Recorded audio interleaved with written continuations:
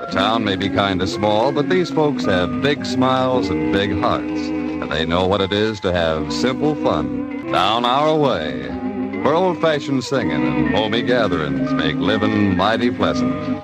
I'm like this with some bands and some I'm not like this with, but I've heard it my entire life. And sometimes I'm almost like, okay, I know this. I don't, and it's probably not fair, but they're so ingrained in rock music that any radio station you put on, or they're just, even to this day, they're still always there. And I don't like the Freebird joke. Freebird, I still really, really like. I also like to use it as a measurement of time. Because it's about 7 minutes. So you can use it. It's like, I'm 2 Freebirds away. I'll call you in a Freebird, That's a great point. Hey, Troy.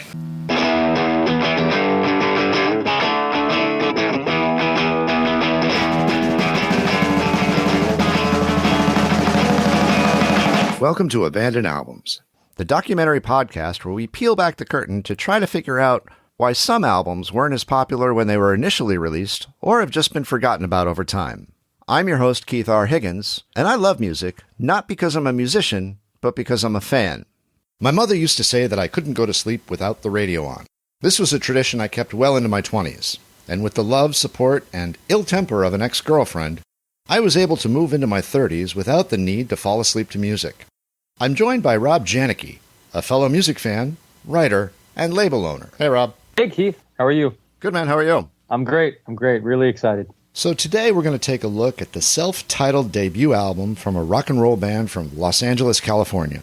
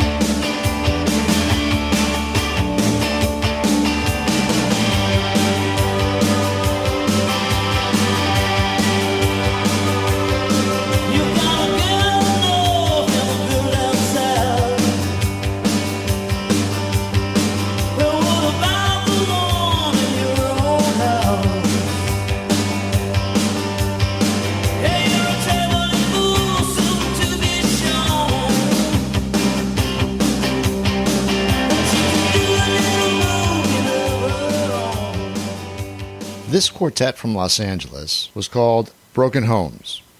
Broken Homes were Craig Ross on guitars, Jimmy Ashurst on bass, Craig Aronson on drums, and Mike Doman was the lead singer and principal songwriter. These 4 rock and roll ruffians played a blues-based brand of rock and roll. They were, by all accounts, one of the hottest bands on the LA music scene in the early to mid-1980s. Here's what Kathy Valentine from the Go-Go's had to say about Broken Homes. They've been my favorite band in LA for about 3 years now, and I can't wait for them to get famous all over the world because they're just everything a rock and roll band should be. Rob and I had the chance to speak with bass player Jimmy Ashurst, who told us a little bit about the origins of the band and how he came to be involved with Broken Homes. I mean, it was Craig's band. I believe Michael arrived through possibly a classified ad in like a magazine like Music Connection. But that was prior to my involvement. And at the time, it was Craig Aronson and his brother, Spencer Aronson, who was in my place. And there was a period back then when things were moving very quickly. And I had only recently picked up a bass guitar, but I sort of fell into it pretty naturally. And so I was just hungry, and I was playing in maybe 4 or 5 different things that were going on in Los Angeles. And one of them was like a sort of a mod band throwing back to the British sort of invasion type of thing. And we played a show on the Santa Monica Pier, which was odd but fun. So we were out there on the pier, and then when I was done, there was a note like stuck to my amplifier. I didn't meet these guys. I didn't know who left the note. It was just a note with a phone number saying, hey, call this number, if you want to play. We got a gig at the Roxy. That was like wild to me. The Roxy was like the friggin', Wrigley Field or whatever. It was massive. So, for me, I, of course, called the number. I think it was Mike who answered. And he said, look, just come down to this rehearsal place, and here's the address. I was like really nervous because I hadn't been playing for very long. So I didn't know, and I was very nervous. So I actually ended up bringing my friend, who happened to be Mark Ford, who went on later to play with the Black Crowes. So I brought Mark with me for like emotional support.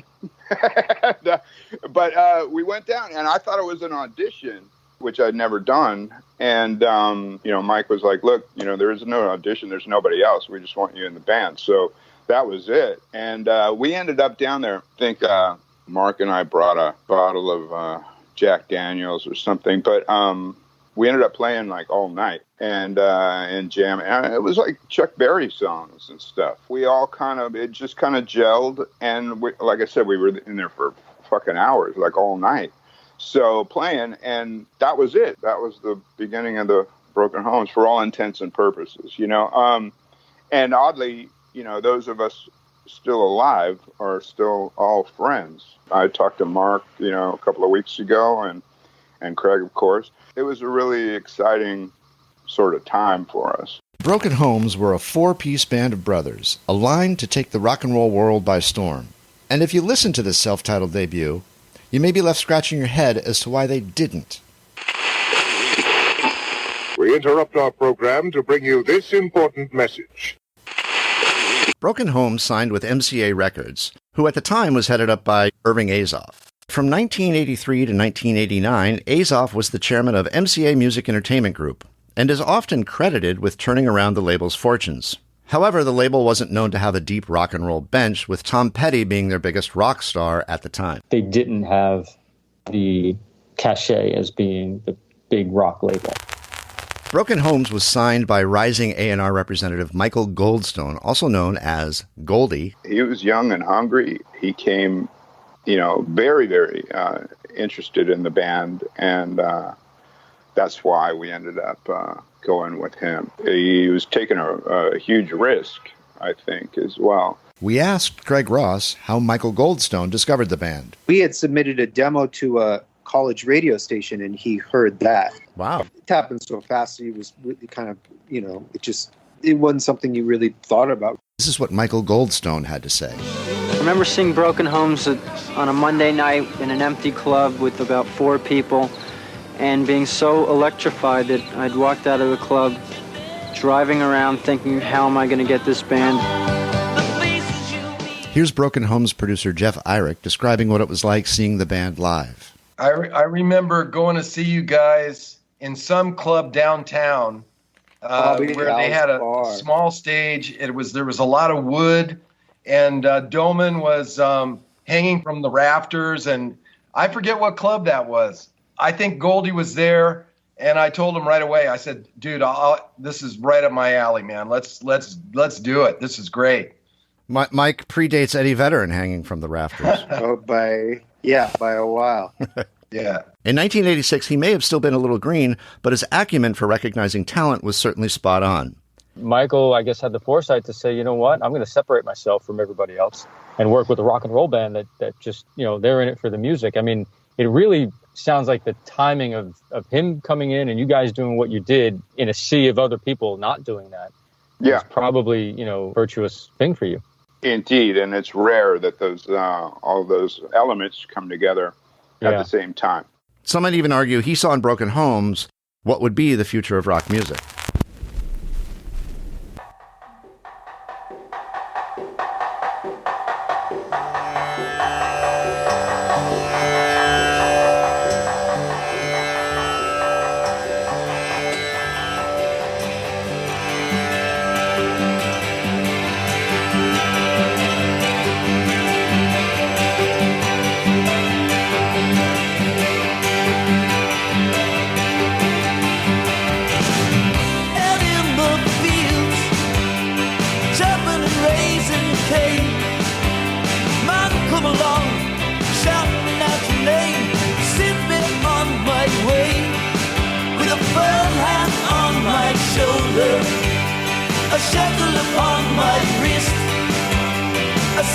a spoon around my neck, but nothing to use it, nothing to lose it with.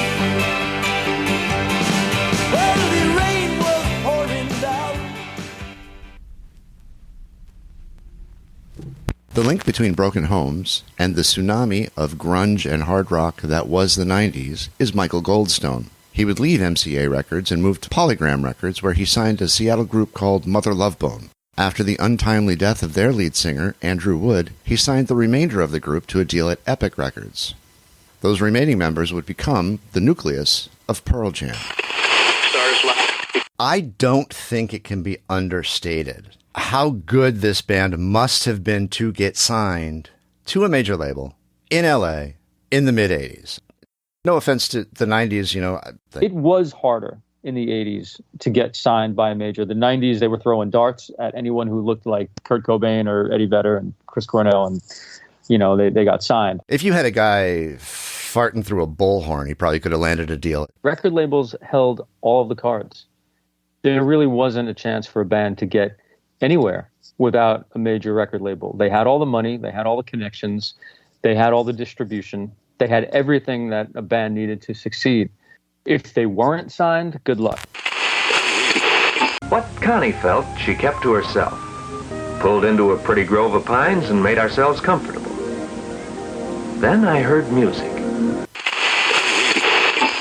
Producer Jeff Eyrich and Broken Homes chose Ocean Way Studio to record that debut album. And I only know this because I dug around. I didn't know this intuitively. I don't have that much nerd knowledge. But Ocean Way Studio has a pretty fabled history. It was initially United Western Recorders, which was one of the most successful independent recording studios of the 60s. According to the book Temples of Sound by Jim Coogan and William Clark, no studio has garnered as many Best Engineering Grammys as United Western. United Western Studio 3 is considered iconic because that's where Brian Wilson of the Beach Boys recorded both Pet Sounds and Smile. I asked producer Jeff Eyrich why he chose the studio he did. Ocean Way has a big live room. It's a studio, as you say, with a lot of history. But Alan Sides, who is the owner of I guess they've sold it since then. He made the rooms the best they could be, and then kind of upgrade the equipment. But Alan is a guy that appreciates vintage gear in perfect shape, all the great microphones. And Mark Edel, who engineered the record, started as a second engineer at Ocean Way. So he knows that room. He knew that room well. So it was the right place to make the record. I did a lot of records at Ocean Way, and I never had anybody say, wow, this studio doesn't feel right. Everybody just, it's impressive when you go in there. So it gets everybody in the right headspace for making a good record. So you have to imagine, Rob, a young band of brothers, rock and roll, raconteurs, stepping into a studio with that kind of fabled history. I don't know. That's got to be kind of a mind fuck. Yeah. I completely agree. There's no doubt. And at the age that these guys were at the time, so the history inside those walls had to blow them away. Had to be inspirational too. Craig, did that sort of, the history of it sort of inspire you, electrify you, or anything like that? You mean talking about the studio itself? Yeah, the studio itself. No, I had no idea. I mean, how many studios had I been in before that? Probably a few demo studios. So at that point in my life, I didn't really have a clue. I'd been in recording studios and it looked like one for sure.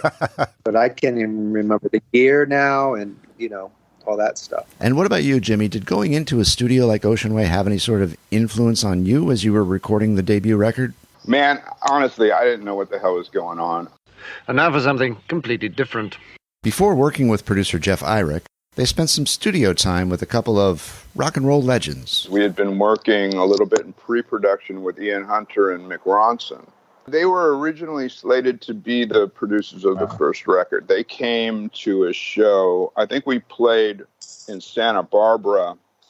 And then all of a sudden, here's fucking Ian Hunter and Mick Ronson standing in front of us. And then they came backstage. And we ended up doing some pre-production. In fact, the song I'll Be Wearing Blue on that album was initially Double Time.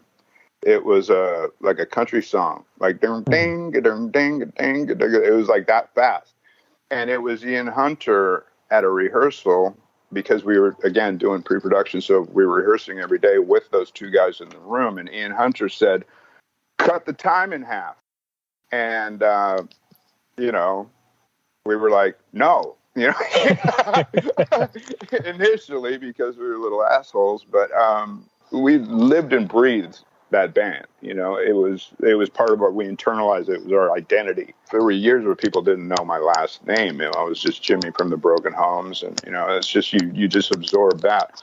So when someone from the outside comes in, you get really defensive. At least I did.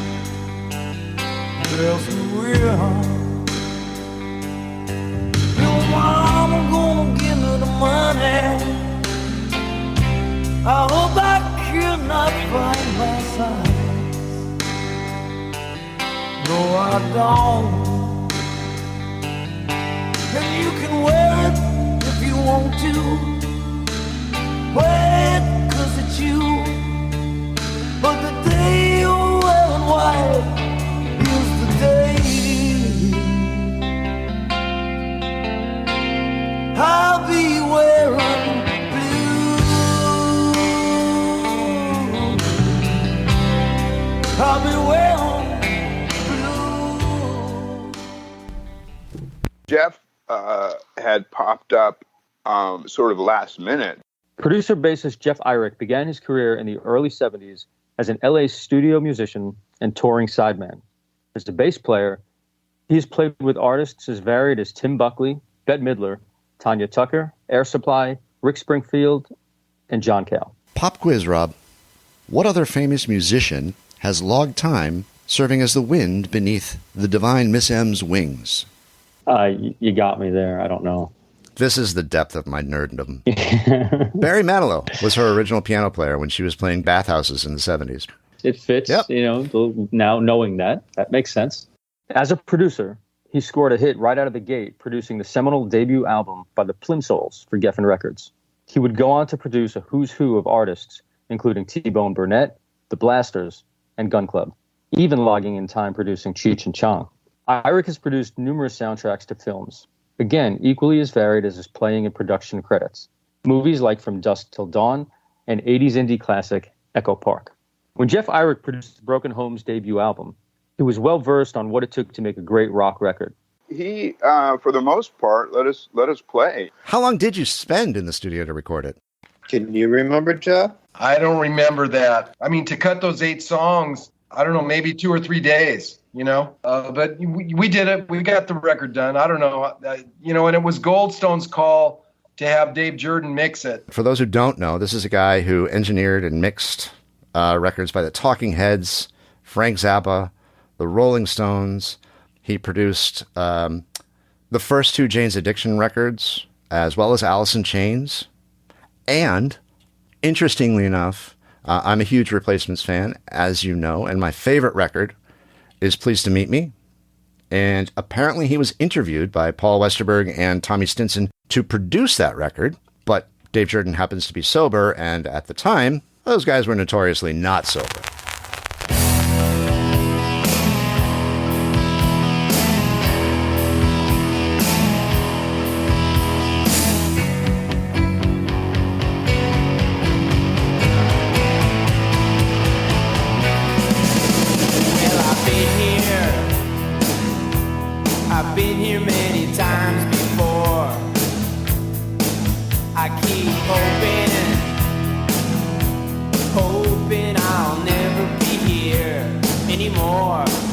I've been dreaming,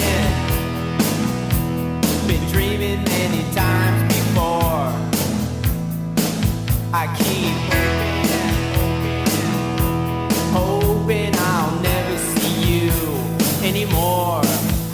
But until that day, I'll be wasting away, come what may, on a painless Saturday. Painless Saturday. Painless Saturday. Painless Saturday. Painless Saturday.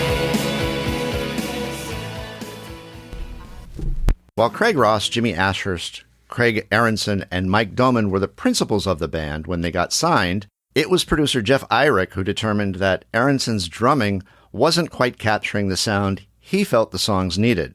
Making a great rock record, you cannot have drums that are so-so. The drums have to be kicking ass, just like they have to be driving the show. Craig just wasn't ready to make this record. So Eyrich called in Charlie Sexton drummer Don Harvey at the 11th hour. Actually, it was 3 a.m. I do remember Don coming in his pajamas, and then I remember cutting at least one song live, but I can't remember what we did with the rest of it. I'm pretty sure we cut those tracks pretty much live. I mean, it was a live band. They were ready to do that. To do otherwise would have been kind of nuts. Because we were at Ocean Way, right, which is a big room. So, I mean, that's why you would take a rock band to Ocean Way. This is my memory of that whole thing. I'd never heard the band before. Jeff literally woke me up. I was sleeping. I came down, groggy, and I just loved it. And it was one of those rare opportunities to just fucking play without having to just like rehearse and like, how does this go? And how does that go? It was just super, super organic.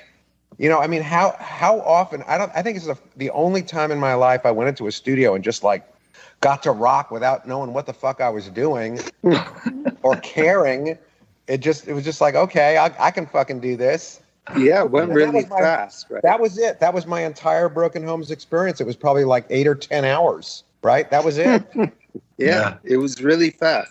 It's never an easy decision to replace the playing of a band member on an entire album. Harvey handled it all with political precision, and Aronson still got to keep his job. Perhaps more importantly, it was Harvey who gives the album its thundering spine. And if you listen to it, you wouldn't know that the guy was called in at 3 a.m. and had never met the guys before playing live with them in the studio. Don has a very particular drumming style. I mean, he was in Charlie Sexton's band at the time. Mm-hmm. And those guys were from Texas, man. And it's like fucking guys in Texas can play. Yeah. Right? So it was like, shit, I had a good pair of pants on and some cool boots, but that was about it. The drums are so great on this record. They really are. Thank you, Jeff. So here's a question for both Don and Craig. You played on the album, Don. Was there a chance? Was there thoughts about you joining the band? No, I don't think so. Craig? Right. I think at the time it was so sensitive because Craig had been the drummer for so long. So I think everybody that we secretly wanted something like that to happen. But at that very moment, it was just so sensitive that he didn't even play on the record that I don't think we went that far. Though I was playing with Craig didn't last very much longer with us. Yeah, I was playing with Charlie Sexton, so I wasn't. You were also with Charlie. The reason why Craig is given the drummer credit on the record was to kind of preserve the image of the band, because they were going to be the band that was promoting the record. Right. And that's why Don's credit is a little obscure down below with all the special, with the people that did overdubs and stuff. Hello there. A flood tide of filth is engulfing our country in the form of newsstand obscenity and is threatening to pervert an entire generation of our American children. We know that once a person is perverted, it is practically impossible for that person to adjust to normal attitudes in regard to sex. What was the LA music scene before you were signed? It was like the end of, I guess, punk and that rootsy kind of punk. thing that was going on in LA, and it was before like the thing that exploded, which was the Guns N' Roses and all that. So it was still it was very clubby and small and super fun because we were still playing at those clubs that used to be like the big punk clubs, and it was all pretty exciting actually. There was a huge underground scene going on, and for whatever reason, they jumped on us. And then what followed was a feeding frenzy. So after that, precedent was established, I think, that allowed for all the Sunset Strip sort of themed bands came out of that, at least here in Los Angeles. We were a rock and roll band. We weren't necessarily a Sunset Strip themed band. And aesthetically and sonically and in every way, we were into different stuff. The Georgia Satellite, Jason and the Scorchers in Nashville, that was it was really inspiring. And what was that A&R scouting process like? Now, Jeff had told me through an email that you guys were white hot. I think I read you were like 18 or 19. Yeah, I think so. What was that like, being courted by major labels? I mean, it was super awesome. It was beat going to college. I mean, I was confident that we were something special. And so it just seemed natural to me that, once we started engaging crowds at the level that we had, it seemed logical to me that we should then, have management and all the business side of things, which I was completely it was all foreign to me. So I know that our manager had been, he was close to retirement at that time, and he had been a radio guy or something.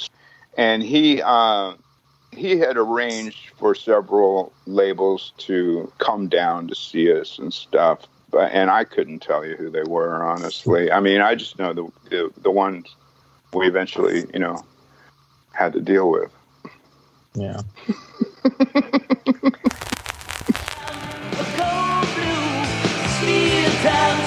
I'm Clem Burke, and I think Broken Home's a really great rock band. I think they more or less capture the essence of really what rock and roll is, and they have some of the really great qualities of the 60s and 70s rock bands.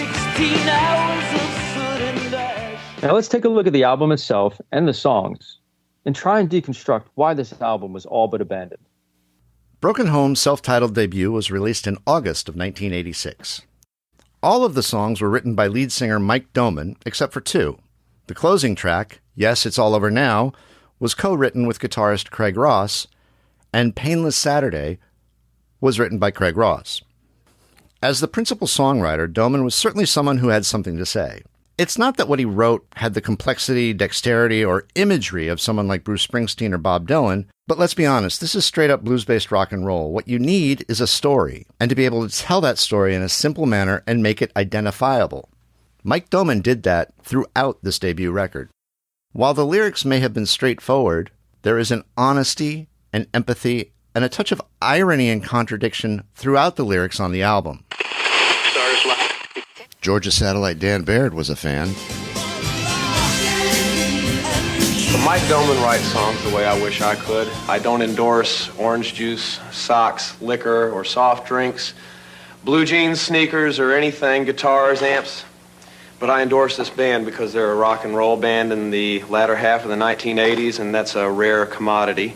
Jimmy talked to Rob and I about Mike Doman's creativity and how it influenced and manifested itself in the band. Michael was the wild card.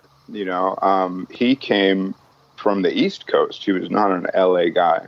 And so he had come some years prior to this, bringing with him the open tunings, the blue-eyed soul of Philadelphia and Pittsburgh, and, writing songs about, steel towns like Bethlehem Steel and all that. And that infused itself into, what became our records, and his his songs where he would take on the character, like in Steel Town. He's a steel worker, right? So that has some resonance with the people that managed to reach the very few people. You know, the rest sort of, you know, what came later was more of a, you know, Sunset Strip and boobs and lyrics about boobs.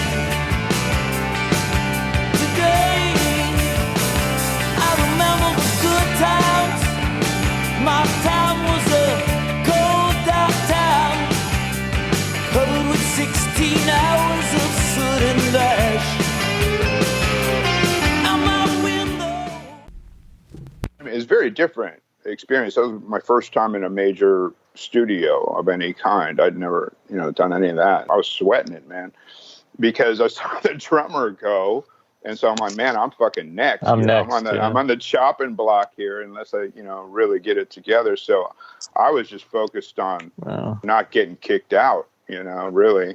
But you know, there was a certain desperation, I think, to my playing that still is. Now, I'm not going to proclaim Mike Doman was a rock and roll Tolstoy, but these songs belie a depth and lyrical texture to them that certainly indicated he was a very good songwriter. On the second song, there's a line that still gets me to this day. The second song is L.A. Rain. Now she's 31 without the for 24.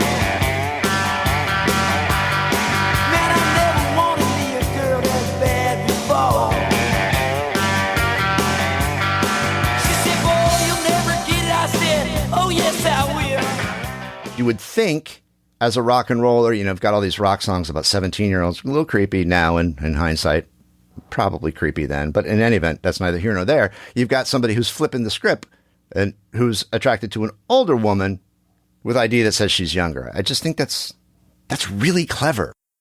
And like all the lyrics on Broken Home's debut album, these aren't complicated and they're not obtuse. They're easy and identifiable. And that's the sign of a good songwriter. And it's the benchmark of a good rock and roll band. You know, Broken Homes is a band that was at face value. That's what they were at that time. If you would have gone to see that show that I saw at Hong Kong Cafe, it sounded a lot like the record did. When you were promoting the record, you went on tour, presumably. Who did you tour with? We did the West Coast run with the Replacements. What? Yeah, and so they're one of my favorite bands. Oh, really? Nice, mine too. Yeah, they're incredible. Ours too. We were super into. I mean, Craig, I think knew more about them than I did. I didn't know much, other than I think I tried to borrow Tommy's amp. I was notorious for that. I didn't really have an amp, and and so I think I did it to Duff at one point, and I did it to Tommy, and they both said no, and I was like, and I was hurt by that. You know, I'm like, what do you mean? You know, no. I was sitting right here. I just need to plug my cord in. You know, come on, you guys, but they weren't having it. You know, I learned about that later. You know, I probably would have let somebody borrow my amp. I don't know. But anyway, I was pissed. We did an amazing tour where we borrowed a band from Universal Studios, like a big passenger van. Jumped in there with Bondo. Do you remember Bondo, Don? Oh, hell yeah. He was the driver. In fact, the very first date of the tour, we met at Mike's house because we were going to jump in this van and go to Phoenix, and Bondo showed up 8 hours late. That was the beginning of the tour. So we drove this thing across the country. We played. I remember one show we played somewhere in the Midwest, and there was a blizzard. It was freezing, and they booked us into this big theater. And Goldstone came out to see the show, and it was because of the weather and also because of promotion. And Goldstone was the only guy in the audience, apart from the homeless people who were trying to stay warm up in the balcony. Oh, wow. Oh, man. It was a great show, but the end of the tour, though, we did 3 dates, I think, with Stevie Ray Vaughan. Oh. Well, Bondo worked with Stevie Ray, right? That's Bondo right. was Stevie Ray's guy. Yeah. If I remember correctly, Stevie Ray helped get Bondo off Smack. Yeah, which probably would have been after this tour. Jimmy, when you were promoting the record on tour, did you get paired up with any unusual bands or any bands or artists that you guys thought were a little odd? Yeah.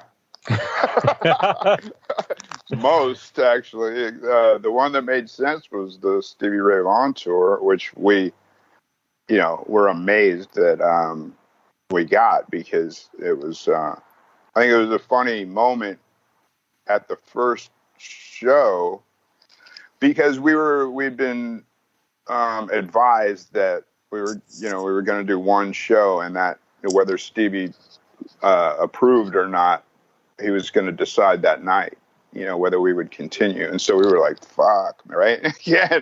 And so we did the sound check, completely stressed out, like trying to make sure, that we got the timing of everything right. And we're within that very strict time frame that you're given when you're opening up for a professional artist. And, you don't want to go over, you don't want to go under, and you don't want to fuck them up in any way. And so we were doing that and completely focused on that, thinking, this tonight is going to be the make it or break it. And then we went back to the dressing room, and within a few minutes, there was Stevie Ray Vaughan at the door, and he's like, "Don't worry, guys, you got it." And he had been watching the sound check. So, wow. Yeah. But I mean, there was I think I saw a photo just the other day of Craig and I sitting backstage at the Greek Theater here in Los Angeles. And I recall that we gotten the gig opening for the Starship. It was like the Jefferson Airplane. It was like, but it was like the really crap version, it was like we built this city thing, and we're like, what the fuck is happening? And then, so I went out on stage. I remember that at the sound check. And, I mean, I'm looking around. The Greek is just a stunningly beautiful place to play. It's just, there's forest all around it. It's just gorgeous. And so I was like marveling at that. And then, and there was a rug on the stage. And at some point I had a glass of water, like a cup of water, and it, like, I stepped on it and it tipped over onto the rug. And it turns out that was like Grace Slick's rug. And she got fucking pissed and was like yelling at me. I'm like, who's this one? Why is this lady yelling at me? And I'm like, it's just water, you know what I mean? Like fucking. So anyway, it was another. Why is my mom yelling at me? Yeah. So that was that. So that was weird. We were like, what the fuck are we doing here? And we played some other ones. I mean, we did a bunch of shows with In Excess, who I actually loved, they were great, but it was a weird crowd-wise, they didn't know what to make of us. And so it was always a struggle, man. I mean, it was an uphill battle trying to, again, like I mentioned, Michael jumping in people's laps and things like that. I mean, we were trying to force people to like us. We were like aggressive, and, we'd do anything. And, a lot of times there would be no reaction until you finally would connect with the few people who didn't leave. Harold, my dear, ring for Higgins and have him see if the morning mail has come. I was about to go out and look for it myself, Tyler. I said let Higgins do it. To me, if I had to pick one thing, and I don't want to point a finger, but I'm going to. I just don't want to. If I had to point a finger at anyone why this record sort of got abandoned, to me, it's MCA Records. I think poor marketing, if there was marketing at all. Sounds like they didn't know what they had. One thing about MCA Records, that was a monolithic, that's the best word to use, label. They had so many genres, okay? Major labels typically are to blame when something kind of doesn't happen, marketing or whatever the case, especially a record that's this good. What did the band think when the record was done? Did you guys have an idea or plans that you thought, hey, we really did something good here, and this is gonna do something? Was that a discussion, or was it just we're making a record and let the label handle it? Well, then we were so young and naive about the whole situation. There was definitely an expectation that it was going to do well. I mean, we thought, you make the record, and then the next step is the obvious next step.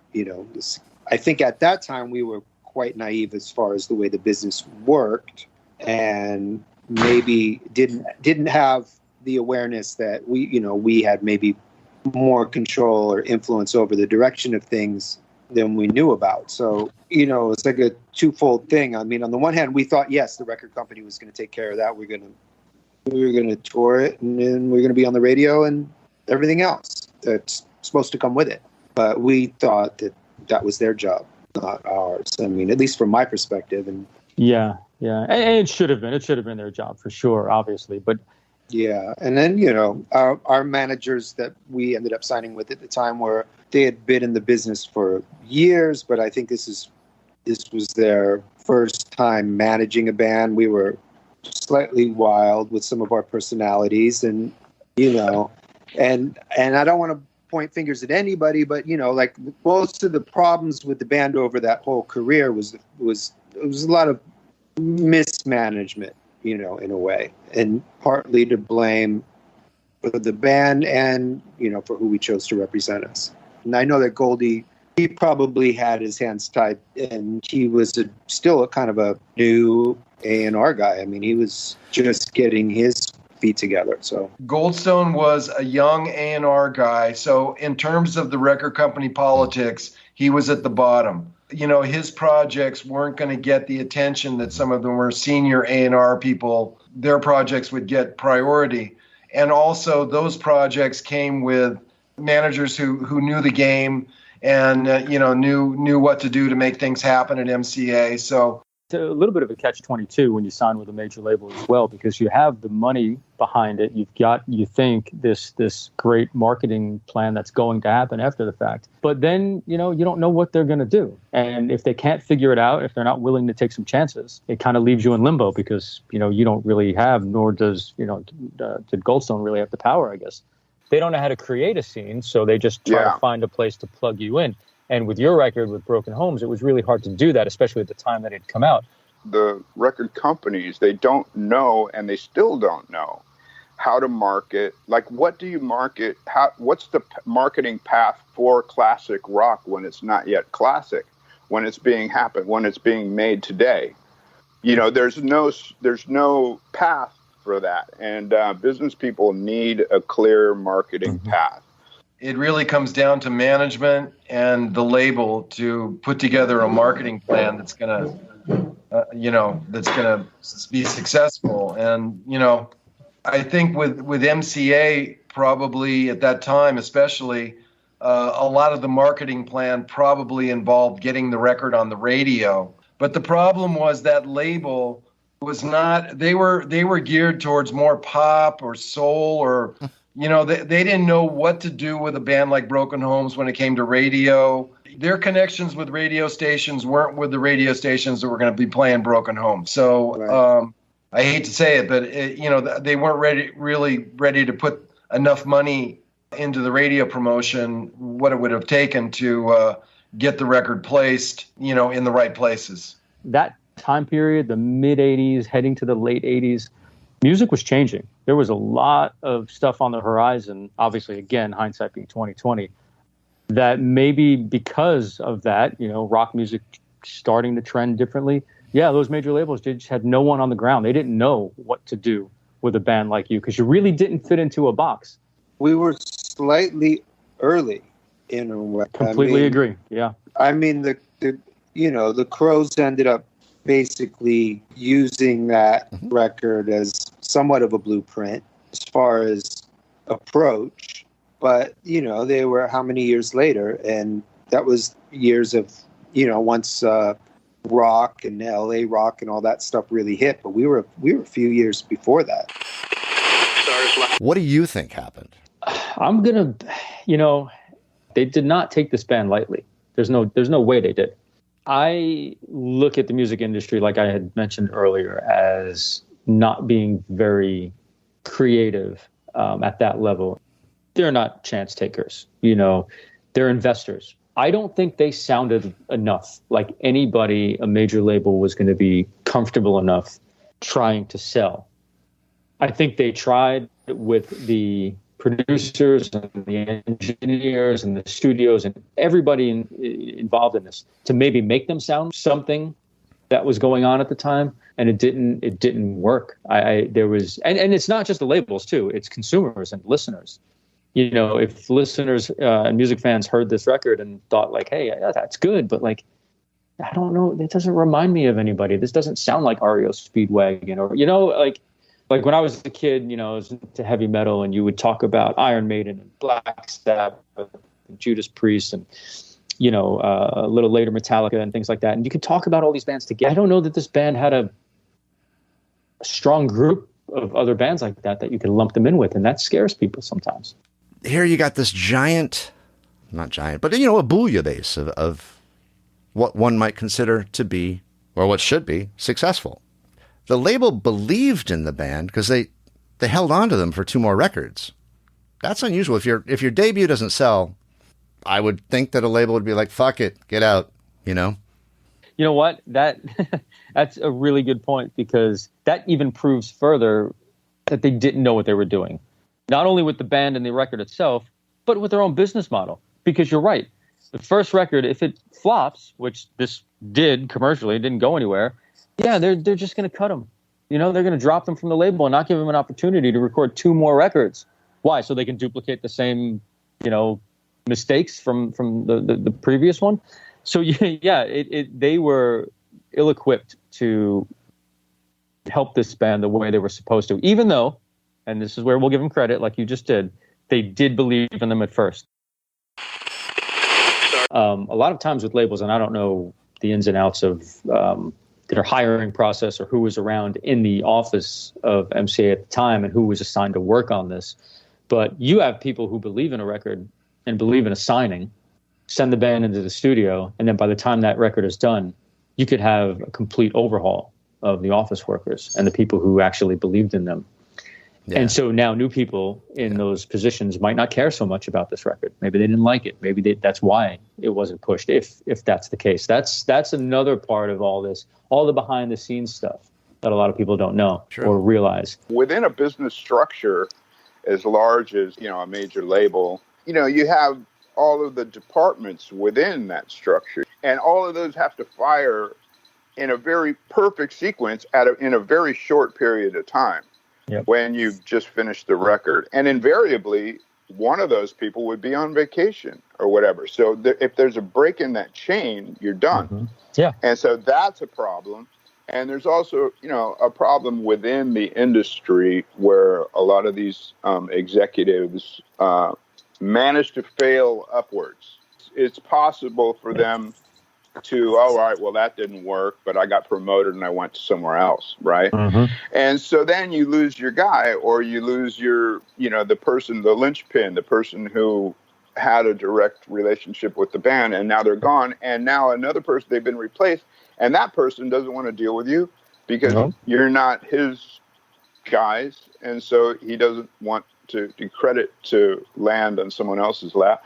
So that's a huge problem that still exists. Now the bands are sort of the commodity whereas the people in the industry are the rock stars. It's just the way it is. They expect you to do certain things, and then the band doesn't have any recourse because, again, we don't have any leverage. If we don't do it, the next guy will. Hindsight is always 20/20, right?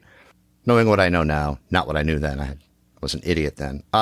So would you agree that if we had to list two things that caused the Broken Homes debut album to be abandoned and forgotten about, because you can't find it on any streaming service, it's long out of print, I don't even think a CD was printed of it or pressed of it, and it's weird to be doing a podcast about an album that's not available, yet here we are.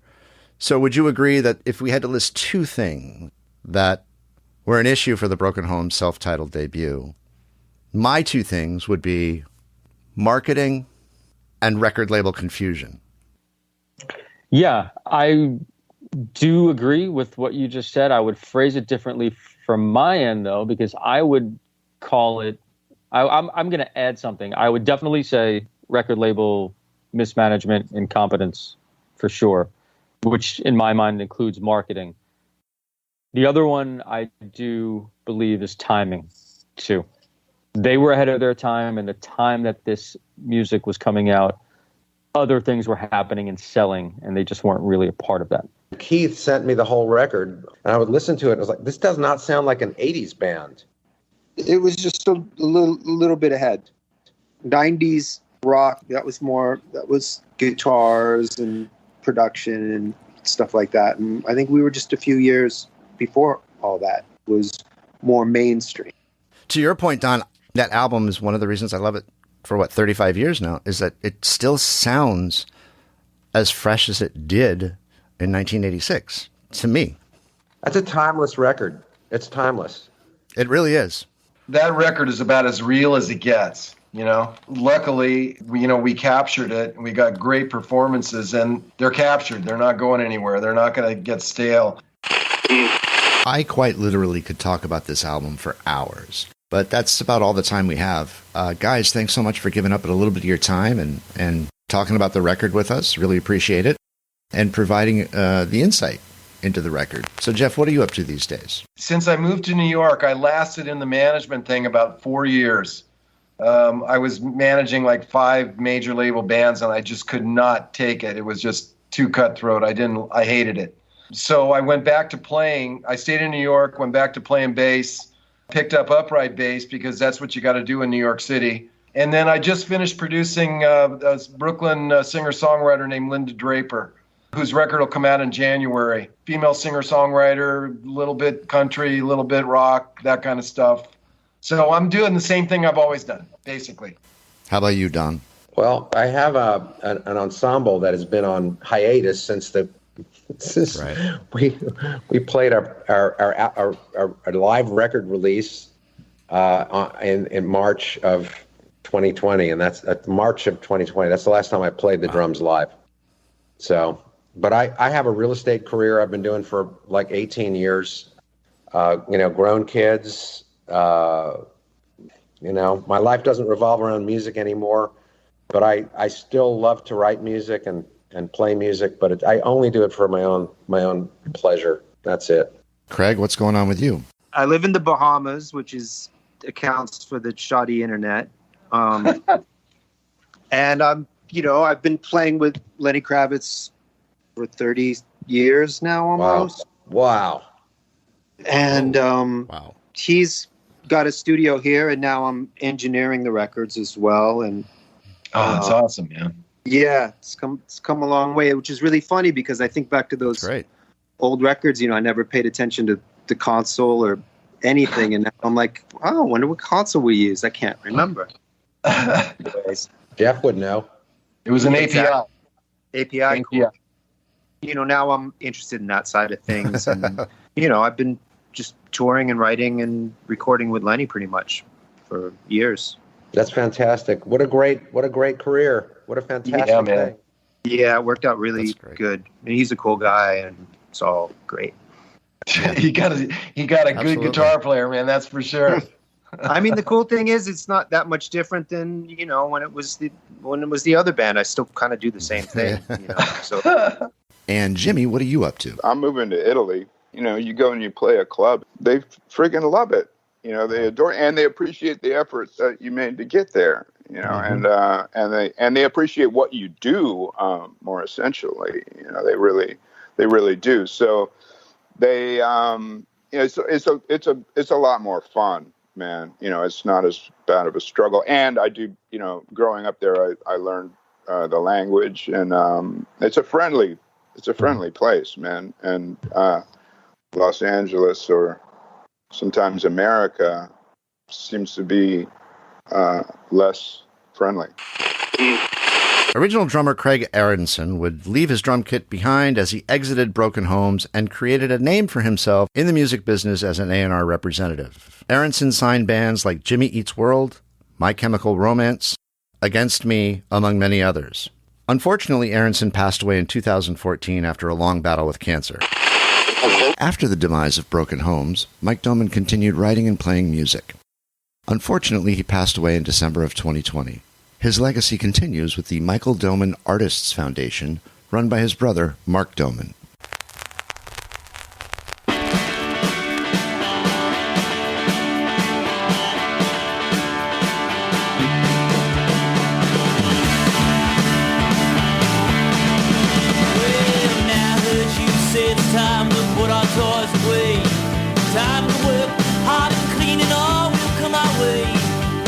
Say it now, just like I said it then. If this is the beginning, it must be the end. There must be a better life for me. Somewhere I was meant to be. Yes, it's all over now. I guess I'll just live with it somehow. Yes, it's all over now. I guess I'll just live with it. So there you have the members of Broken Homes and the players that went into making the Broken Homes debut record, released in August of 1986 and abandoned by 1987. Thanks for listening. Many thanks to Mark Doman, Craig Ross, Jimmy Ashurst, Jeff Eyrich, and Don Harvey. Abandoned Albums was recorded at Sage Sound Studios. The show was produced by Keith R. Higgins and engineered and mixed by Nathan Sage. Written by Keith R. Higgins and Rob Janicki. Original music by Mike Pellegrino. The Broken Home songs you heard during this episode were I'll Be Wearing Blue, In Another Land, Painless Saturday, Steeltown Bluestown, L.A. Rain, and Yes, It's All Over Now. If you like what you hear, please give us a like and follow us on Twitter and Instagram. On Twitter, we are @AbandonedAlbums. On Instagram, we are @abandoned_album.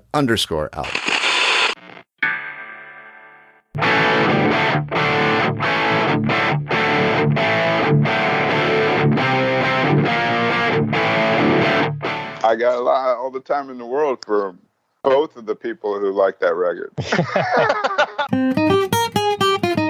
Grazie. Bailey Leaf. Rob Janicki. Mike Pellegrino. Therina Vella. Ronnie Barnett. S.W. Loudon, Michael Janicki, Peyton Janicki, and our executive producer, Rufus Thunderwolf.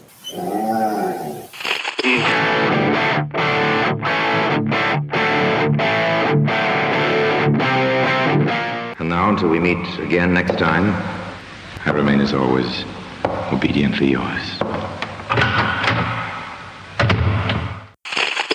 Abandoned Albums is a production of Paw Print Media.